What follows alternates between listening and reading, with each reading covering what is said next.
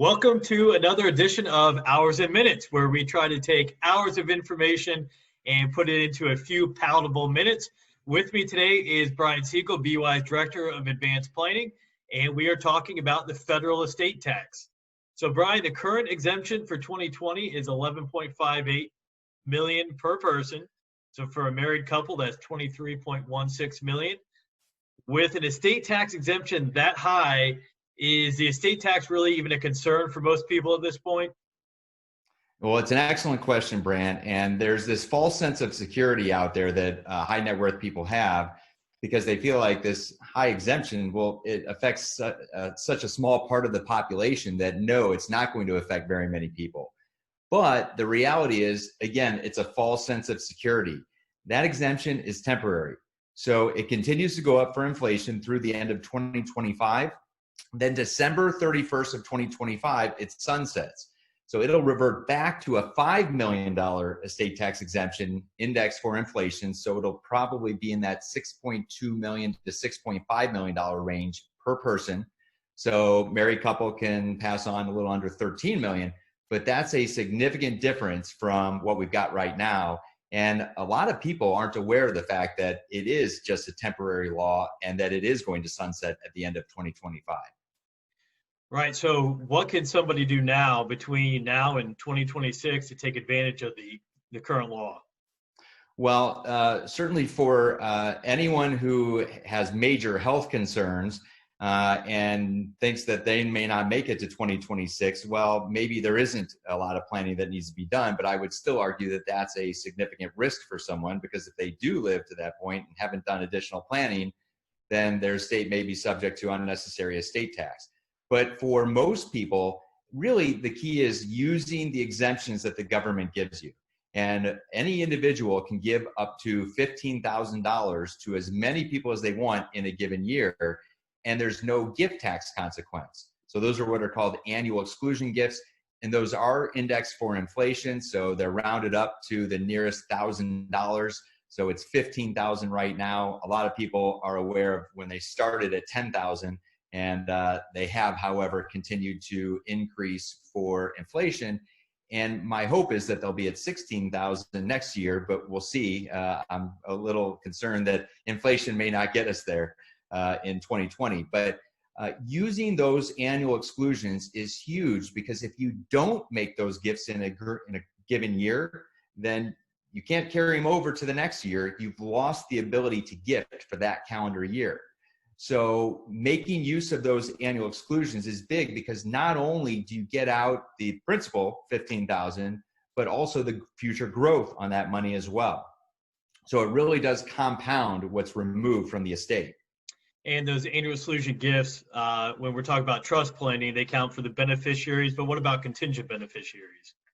Yeah, that's a really good question. So when gifting to an irrevocable trust, it is the primary beneficiaries, and there's a famous tax court case, the Cristofani case, that allows for the contingent beneficiaries also to be counted. So if I've got 2 kids and 2 grandkids that I want to gift a trust to a trust for, then $15,000 for each of those beneficiaries, primary and contingent. That's 4 beneficiaries, or $60,000 that could be gifted in the current year.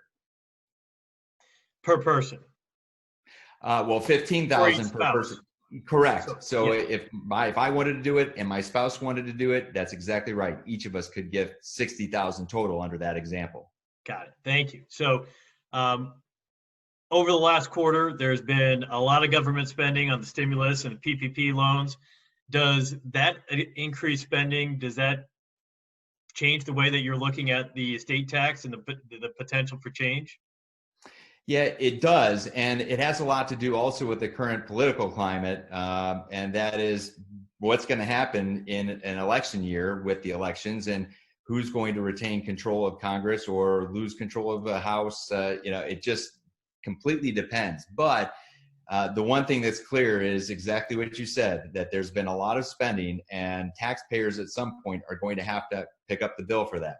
So you would think that income tax rates are going to increase.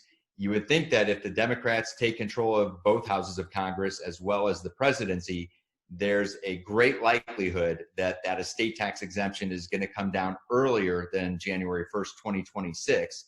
And another consideration is, President Obama in all of his budget proposals had a $3.5 million estate tax exemption. Hillary Clinton, when she was running, she ran on a platform that included a $3.5 million federal estate tax exemption. So of course, those won't necessarily apply, but it does show where the Democrats' heads are in relation to the estate tax and where it might go if the Democrats have a major win in the elections.